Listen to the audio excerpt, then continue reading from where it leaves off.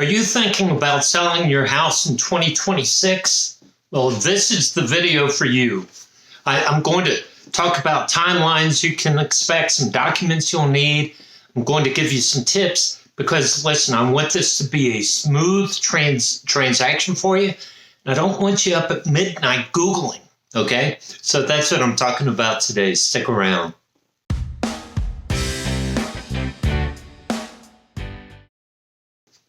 Hi, welcome back. My name's Joe Brown. I'm a real estate agent with Century 21, List with Beggins, located in South Tampa. Thank you so much for being here with me today. So, as I said in the introduction, I know people are going to list their house for sale, and they have questions. So I want this video to just kind of prepare these potential sellers about what to expect. So let's first start with timeline.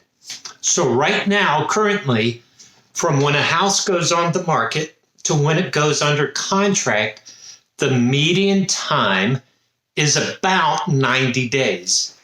Now again, median is right in the middle.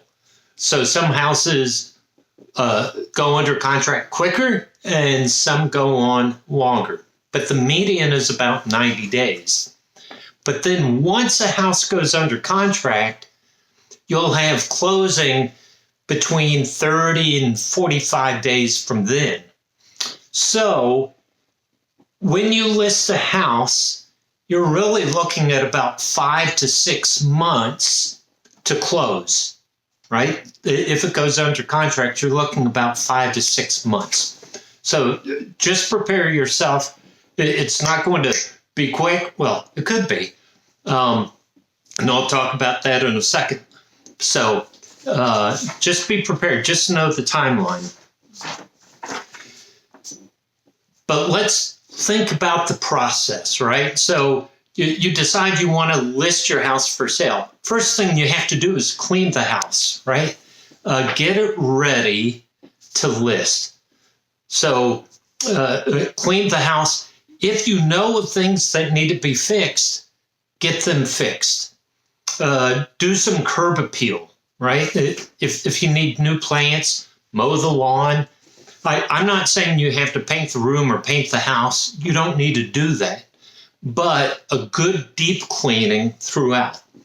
Because listen, if somebody walks into your house, they don't want to see all the dust gathered around the ceiling fans or the dirt coming out of the air vents, right? So just a good cleaning. Number 2 with that is to depersonalize the house. If your house is like ours, we have pictures of our family, of our kids and grandkids up, which is great because we live here.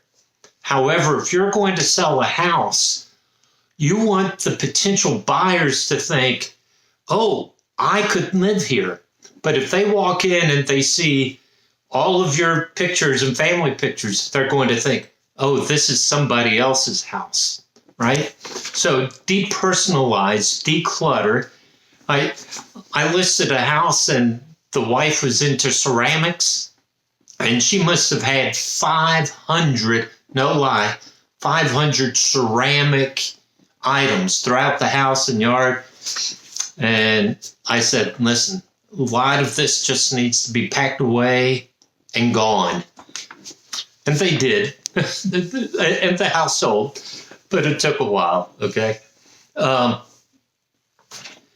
Number 2 is pricing. And pricing is so important. That's why I said maybe a house would sell quicker, maybe longer. A lot of it has to do with price. So number 1 thing about price, your house is not worth what you think it should be. Okay? Maybe it is, but typically sellers think their house is worth more. So the best way to value your house is to look at surrounding houses similar to yours and what did they sell for, right? That is the best way to market to find the market value of your house, to see what houses around yours that are similar to yours, what they sold for. And you do that with the CMA. And that's why you may want the help of a real estate agent who has access to the transaction history. And they can look at size of the house, build of the house, whether it has a pool or a garage. So that's a plug for using an agent, and I'll talk about that further. So let's talk about that now, right? So you could do a FSBO, for sale by owner. So you put the house on the market, you're going to sell it on your own. Or you could use a real estate agent, or you could use, it's called an iBuyer, right? These independent companies come in and will buy your house. Now, I will say an advantage for an iBuyer is that they may not require you to do repairs. They may not care that the roof needs to be replaced. But their offer is also going to be much less than on the open market. So just know that ahead of time. So then, between for sale by owner or using an agent. And most people say, I'm going to sell it myself and I'm going to save the commission that I would pay to an agent. And listen, I get that. And if you feel comfortable doing that, all the power to you. But here's what studies have shown. Studies have shown that for sale by owner, on average, sell their house for about 15% lower than what a real estate agent could get them. Okay, and that's quite a bit, right? And if you look at real estate commissions, typically total, it's about 5 to 6% for both the buyer and seller side, 5 or 6%. So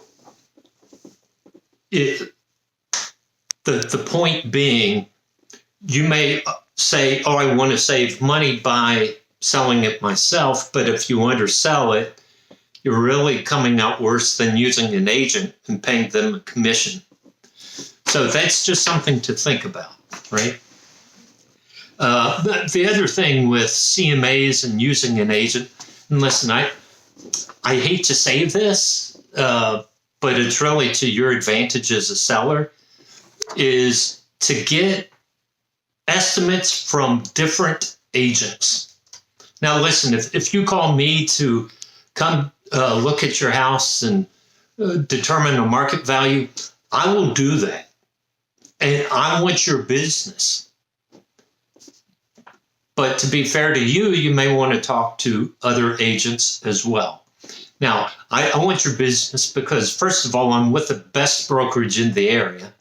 I know my stuff, and I'm committed, absolutely committed to my clients, to my sellers.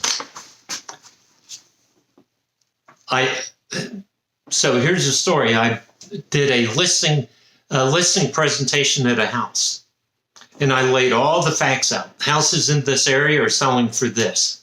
And they say, that's too low. I said, well, that's what houses are selling for. They ended up listing with another company because this other company said their house could be sold for more. And it's still early.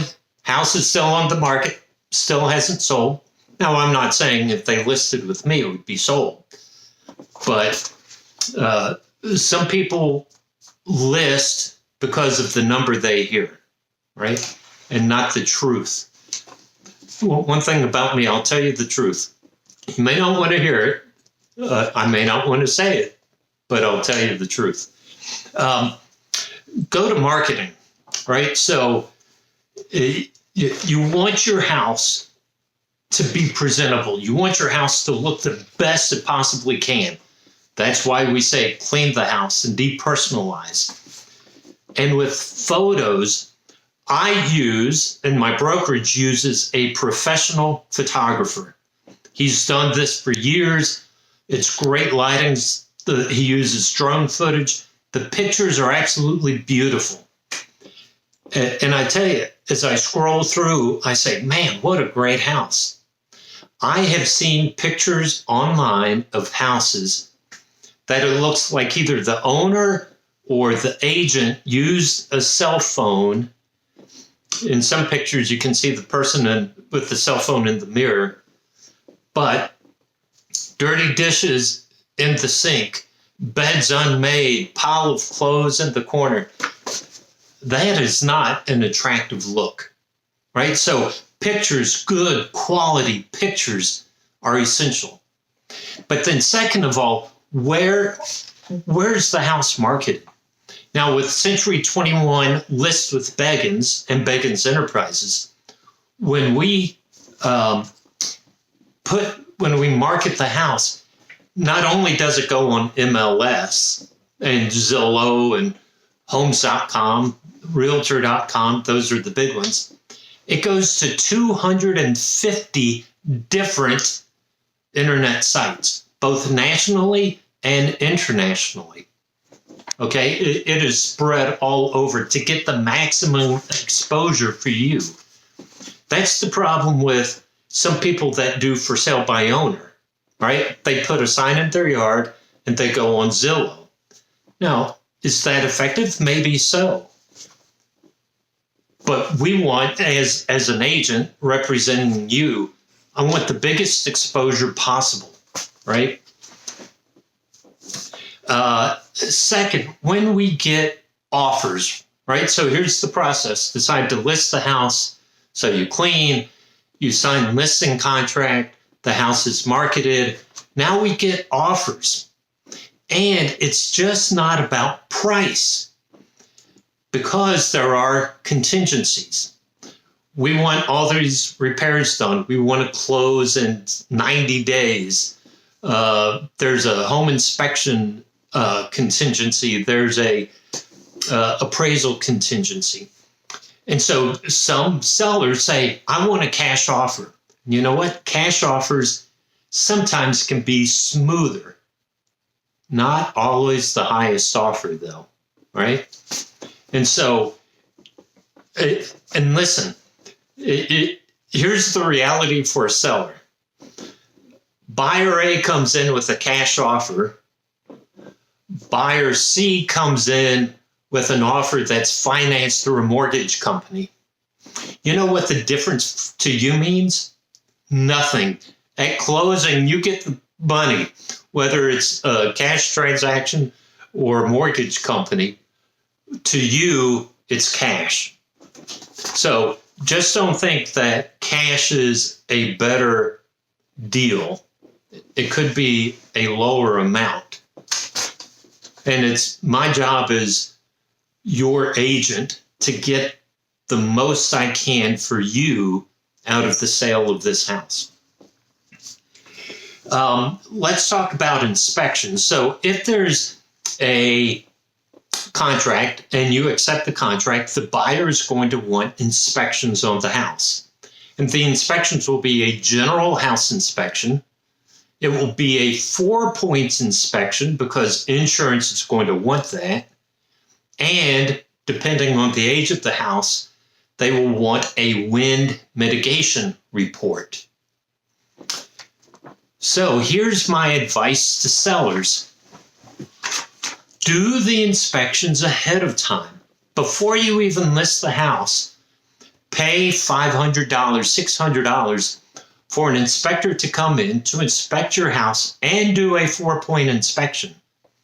Because if there are issues, you want to know about those ahead of time.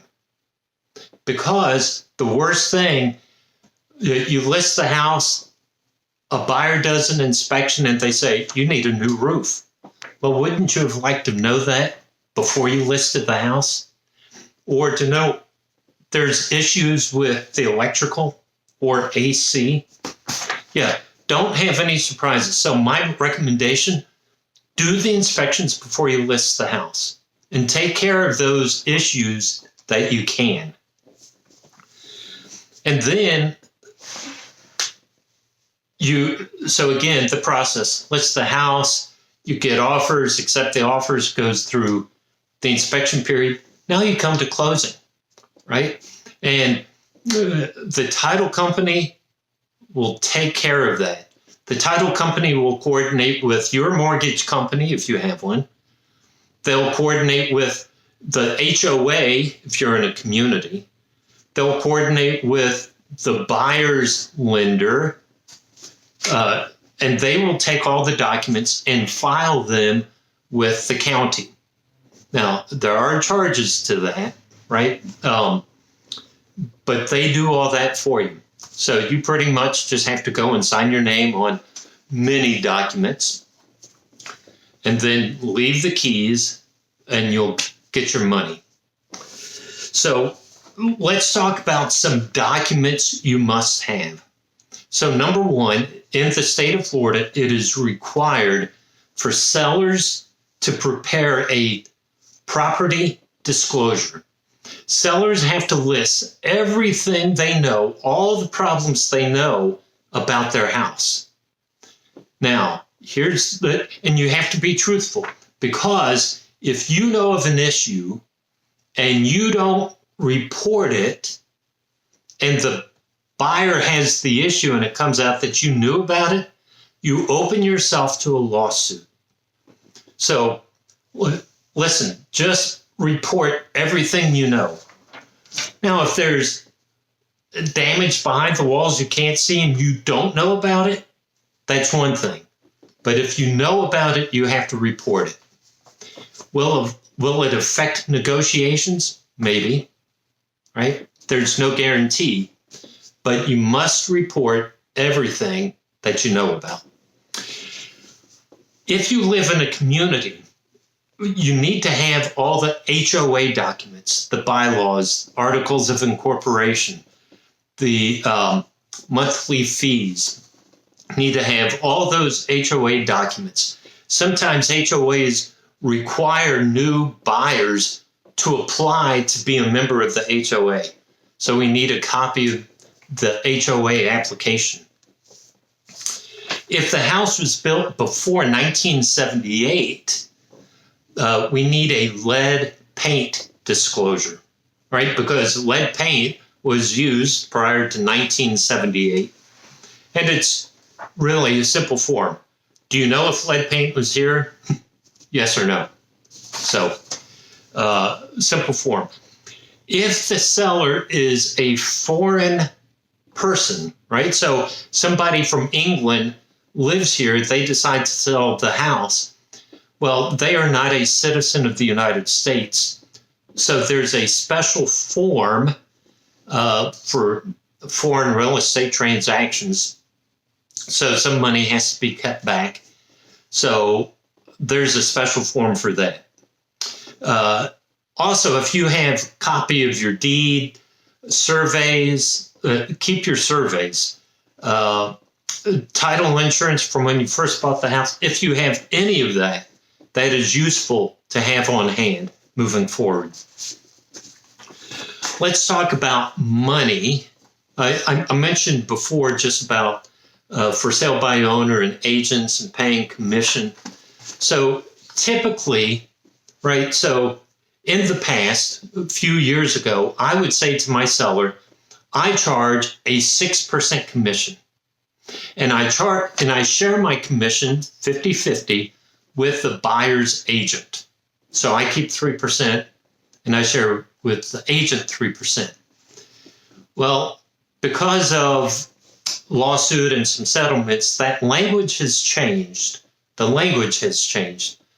So I tell my sellers, I charge a 3% commission to list your house. I would encourage you to offer 3% commission to the buyer's agent. You don't have to offer any compensation. But just know if you don't offer compensation, it limits the amount of buyers who would be able to afford your house. So again, the net effect to sellers is really minimal. It's the language that changed. If you want me to list your house, I charge 3% commission. And I encourage you to offer a 3% commission to the buyer's broker. There's also costs associated with closing. So with the title company, there's a seller's policy. You have to pay for doc stamps. There are recording fees. There are, depending on when you close, right? So taxes are always paid in arrears. So we get our tax bill in October, November, and it's for the previous year. So the tax bill we got in November of 25 was for the year 25. Well, if you sell your house in the middle of 25, they are going to collect taxes on a prorated shares of when you were in the house. Same thing with HOA fees. They will be prorated for the amount of time you were in the house prior to selling the house. So all of those costs, all of those fees are part of the money matter. And then finally, right, things are looking good for sellers and selling a house in 2026. Yes, inventory is up, which means buyers have more options, which is going to impact the pricing power of a house, right? If you price the house too high, buyers have other options. Mortgage rates have come down, which is an encouragement for buyers and affordability. So all of that is positive for selling a house. I know there is a lot of information. I am working on a document, so check the show notes below that you can click the link and download a handy guide that kind of summarizes all that I've talked about. So check the show notes below. And I want you to leave a comment. I'm very interested in this. I want you to leave a comment. What are your biggest fears about selling a house? What are your biggest fears about selling a house? So leave a comment below. I'd love to read those and share those. Next week should be the beginning of February, so it will be a market update. So until next week, take care.